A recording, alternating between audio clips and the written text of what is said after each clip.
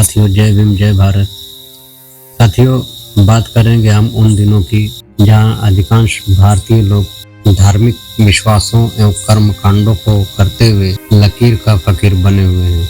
आज हर महीने के अंदर कुछ न कुछ कर्मकांड और पाखंड युक्त परंपरा चलती ही रहती है। इस वजह से आज जो भी नई पीढ़ी जन्म ले रही है वह उस परंपरा को जन्म के बाद माँ के प्यार और पिता के मार्गदर्शन में देखती और अनुसरण करती चली आ रही है। पूर्व की पीढ़ियों में तो शिक्षा का घोर अभाव था। इस वजह से समाज के चंद स्वार्थी ठेकेदारों ने अपने लाभ हेतु जिस प्रकार की भी परंपरा की जानकारी दी या शुरुआत की, उसको चरम बुद्धिजीवियों ने अपने दर्शन ज्ञान से समाज में विद्यमान मेहनतकश प्रजाति के दिलो दिमाग पर बैठना प्रारंभ करवा दिया था।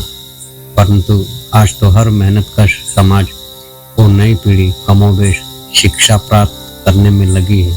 फिर वह अपने पूर्वजों द्वारा अपनाई गई अतार्किक परंपरा को अपने तर्क और ज्ञान से कभी समझने का प्रयास क्यों नहीं करती है, जो सिर्फ अपने दादा दादी की परंपरा मानकर या अपनी पूर्व की संस्कृति रही होगी ऐसा मानकर स्वीकारे क्यों जा रही है। किसी परंपरा पर तर्कपूर्ण बातों के साथ सोचें कि क्या ऐसा करने से किसी समाज परिवार को आज मुक्ति, शिक्षा, स्वास्थ्य, संपत्ति, सम्मान, समानता मिल रही है या पूर्व में अपने किसी समाज परिवार को मुक्ति मिल गई थी। मैं भी ऐसा ही करूँगा तो क्या मुझे भी मुक्ति मिल जाएगी?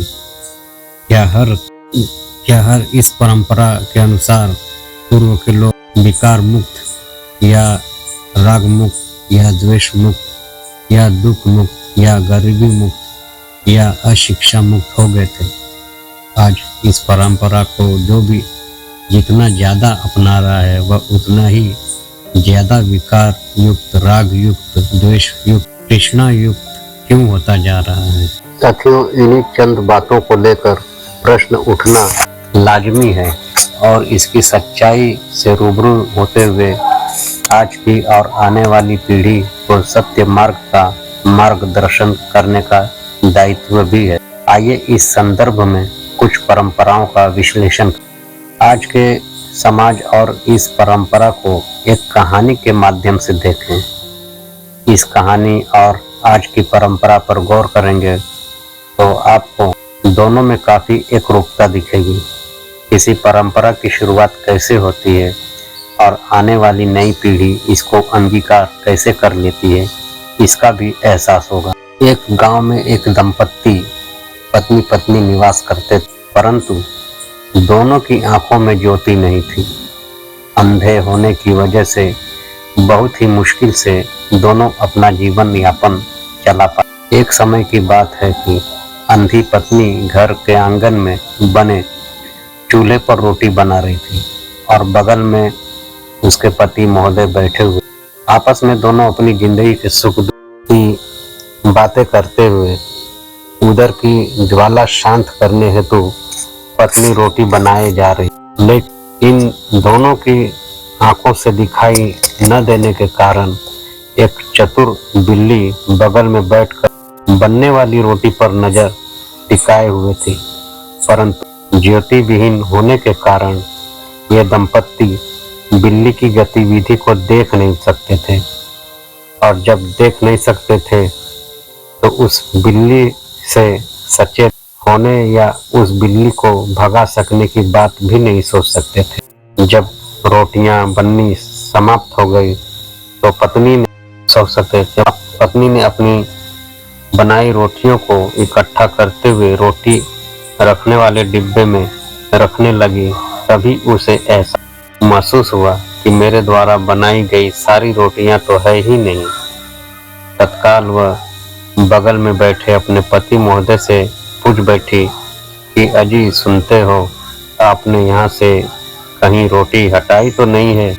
पति महोदय भी अचंभित होकर बोले, नहीं तो, मैं तो रोटी छुआ भी नहीं।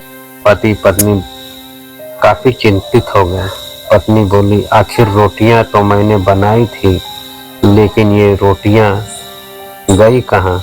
बहुत सोचने विचारने के निष्कर्ष पर पहुंचे कि रोटियां को कहीं बैठा कोई शैतान बच्चा छिपा दिया होगा, या कोई जानवर या बिल्ली ले गई होगी। हम दोनों आंख से अंधे जो ठहरे, इस वजह से हम दोनों को पता भी नहीं हो चला। उस रात को दोनों भूखे पेट सिर्फ जल पीकर ही अपने बिस्तर पर सोने चले गए।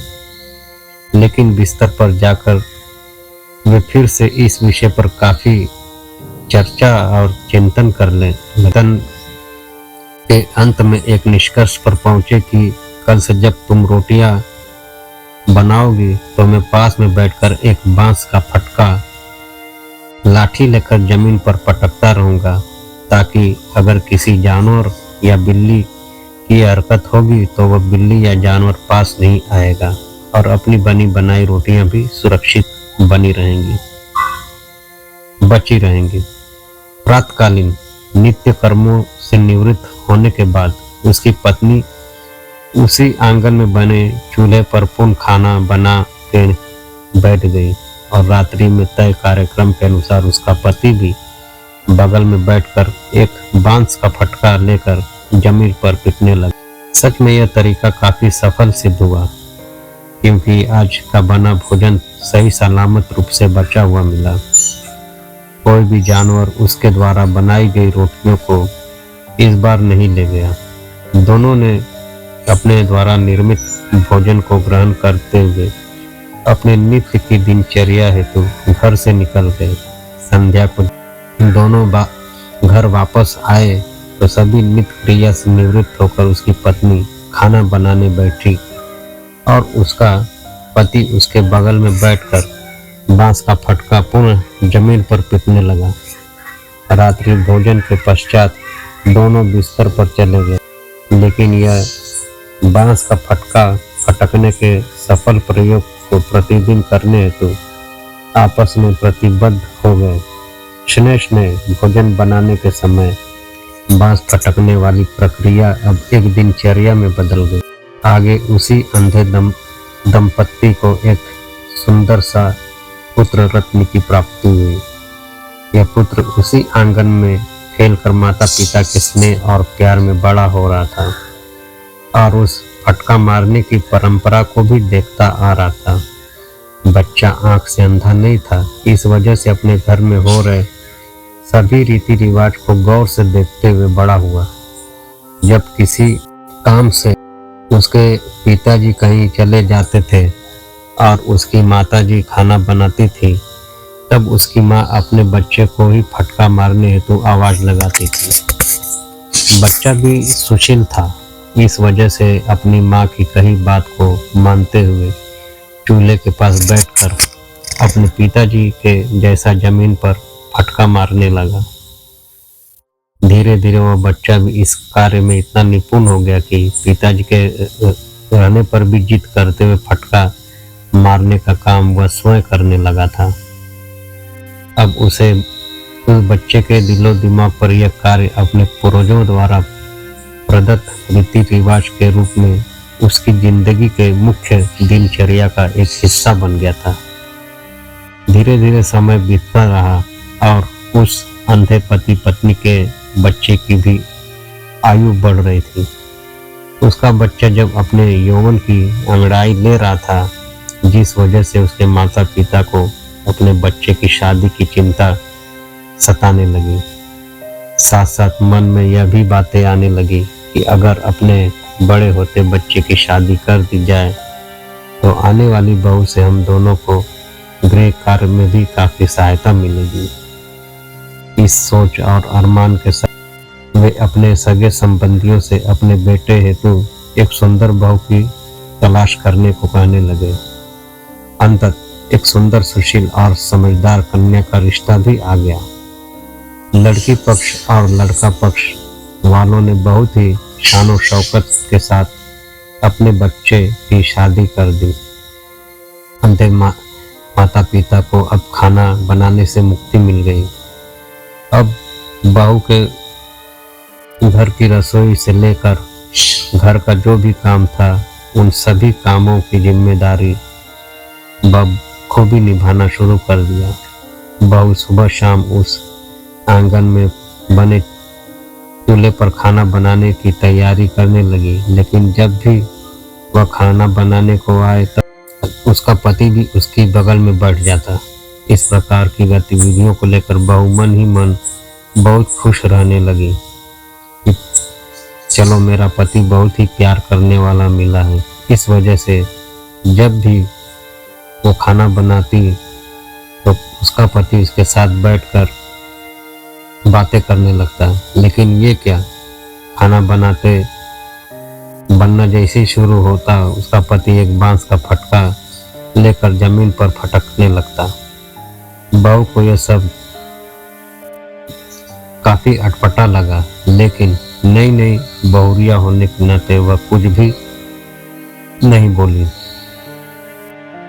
एक दिन बीता, 2 दिन बीता, लेकिन यह बांस फटकने की प्रक्रिया प्रतिदिन उसके पति द्वारा ऐसे ही चलती रही। आखिरकार बहू एक दिन जिज्ञासावश अपने पति से इस फटका फटकने के रहस्य के बारे में पूछ बैठी। अच्छा ये बताइए कि मैं जब भी खाना बनाने बैठती हूँ तब आप मेरे साथ बैठकर जमीन पर बांस का फटका क्यों लगाते हैं? उसके पति ने काफी सोच कर बताया कि जब से मैंने जन्म लिया और अपना होश संभाला है तब से मैं अपने घर में अपनी माता जी को खाना बनाते देखा था, तो उस समय पिता जी भी माँ के बगल में बैठ जाते थे और ये बांस का फटका जमीन पर फटकने लगते थे। और जिस दिन पिताजी घर पर नहीं रहते, किसी काम से बाहर जाते थे, तो इस कार्य की जिम्मेदारी मुझे मिलती थी। इसी समय से मैं भी इस कार्य को देखता और करता आ रहा हूँ। इस प्रकार बांस जमीन पर फटके बिना अपने घर में खाना बनाने की प्रक्रिया भी पूरी नहीं होती थी। वो हमारे घर की एक शुभ परंपरा है जो आज मैं तुम्हारे साथ कर रहा हूँ। बस इतना ही जानता हूँ, इससे ज्यादा मुझे कुछ नहीं पता। मैं अपनी पुरानी परंपरा से जुड़ा हूँ। यह विश्वास जुड़ा हुआ मामला है और पूर्वजों की आस्था से जुड़ा हुआ है, इसलिए मैं भी अपने पूर्वजों की परंपरा को बचा के रखा हूँ। बहू काफी समझदार थी, इस वजह से उसने उस समय चुप रहना ही उचित समझा, लेकिन अंदर ही अंदर वह इस परंपरा की सच्चाई जानने को उत्सुक रहने लगी। वह हमेशा इस मौके का इंतजार करने लगी कि कब उसकी सास प्रसन्नचित हो और वह इस परंपरा की बात सासू माँ के सामने रखे। एक दिन एकांत देखकर बहू अपनी सास से इस खटका वाली परंपरा की बात पूछ ही बैठी। अच्छा सासू माँ जी, यह बताएं कि अपने घर में खाना बनाते समय यह परंपरा बांस फटकने की कब से है? सासू माँ तो पहले इस बात को सुनकर अनसुना करके निकल गई, लेकिन बहू ने भी सोच लिया था कि आज सासू माँ से इसकी जानकारी लेना ही है। सासू माँ बताइए, ये परंपरा कब से अपने घर में और क्यों है? हमेशा इसका उद्देश्य क्या है? बहू बेटी जैसे जब बहुत जिद करने लगी तब सास मजबूर होकर अपनी बहू को पूर्व वाली सारी घटना बिल्ली रोटी की कहानी सुना दी। बहू भी समझ गई कि मेरे सास और ससुर जी आंख रूपी रोशनी के न होने की वजह से किसी भी जानवर को देख नहीं पाते थे। इस वजह से अच्छी प्रक्रिया अपनाए थे, लेकिन मेरे पति और मैं तो आंख के प्रकाश से अंधे नहीं हैं। मैं तो बिल्ली को देख सकती हूँ, भगा सकती हूँ, छोड़ सकती हूँ, शुद्ध कर सकती हूँ, लेकिन फिर भी यह दकियानुसी परंपरा मूर्ख बनाने वाले आडंबर अज्ञानता वाले कर्मकांड को क्यों निभाए जा रही हूँ?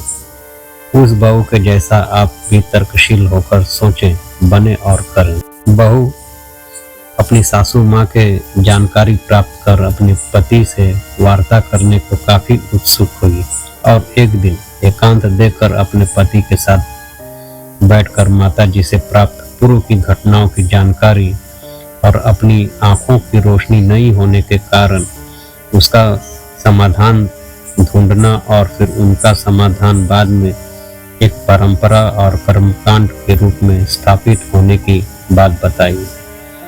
बहुत ही तार्किक ढंग से पत्नी ने अपने पति को समझाया कि आपके माता पिता आंख के अंधे थे, इस वजह से बिल्ली से अपनी रोटी को सुरक्षित बचाने हेतु प्रतिदिन एक परंपरा के तौर पर जमीन पर बांस का फटका मारते थे ताकि कोई बिल्ली या जानवर उनके पास नहीं आए और उनके द्वारा निर्मित रोटियां को नहीं ले जा सके।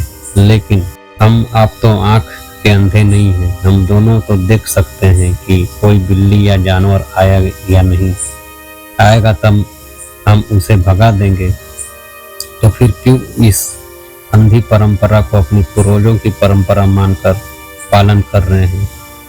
उसका पति भी काफी समझदार था, इस वजह से वह अपनी पत्नी की तर्कपूर्ण बातों को सुनकर एक बार में ही सही सारी बातों से अवगत हो गया। सिर्फ स्वयं ही अवगत नहीं हुआ बल्कि इस प्रकार की बातों से अपनी मित्र मंडली को भी संतुष्ट करने लगा। लेकिन आज तो पूरा पिछड़ा वर्ग और शोषित समाज ही अपने ज्योति विहीन पूर्वजों यानी उनके ज्ञान से अपरिचित होने की बात मानकर चल रहा है। अपने पूर्वजों को ब्राह्मणों ने साजिश के तहत शिक्षा से वंचित रखकर अशिक्षित और अज्ञानी बनाया। फिर ब्राह्मणों ने प्रत्येक पाखंड को एक फटका मारने की परंपरा की तरह उनके दिलो दिमाग पर बिठा दिया, परंतु उस अज्ञानता से निकालने हेतु हमारे महापुरुषों ने अपने पूर्वजों को बहुत ही समझाने का प्रयास किया और आज भी करते आ रहे हैं। फिर भी आज का बहुसंख्यक समाज पिछड़ा और अनुसूचित बाबा साहेब के द्वारा प्रदत्त संवैधानिक ज्ञान का अधिकार और संवैधानिक मार्ग पर उस बहुरिया जैसे तर्कशील होकर चलने के बावजूद भी उन अनावश्यक परंपराओं को बंद करने का निर्णय नहीं लेता है।